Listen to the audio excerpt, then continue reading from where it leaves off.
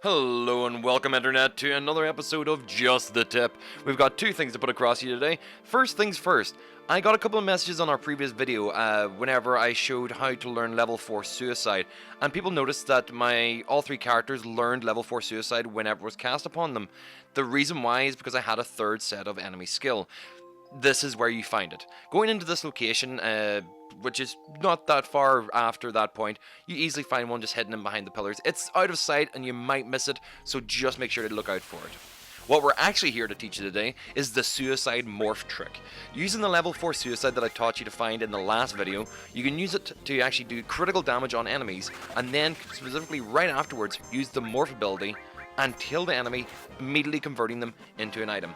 Until the end of the game, whenever you have Yuffie's final weapon, you normally can't really do full damage with Morph, and it's a bit of a pain to use. But by using the level 4 Suicide, you take your enemies down to almost 1% of their energy, and make it so that they can not really retaliate against you very quickly for any damage. It doesn't work on every enemy in the game, but it works for enough enemies that it's worthwhile making use of. The items that you receive matter on the enemy that you're killing with Morph, as some of the ones that you actually find can give you reasonably rare items, or items that actually sell well back into the store and can make you a lot of gil.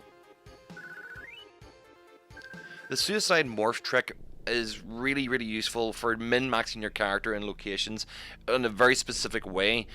That's kind of related to the location I'm showing you in the video right now.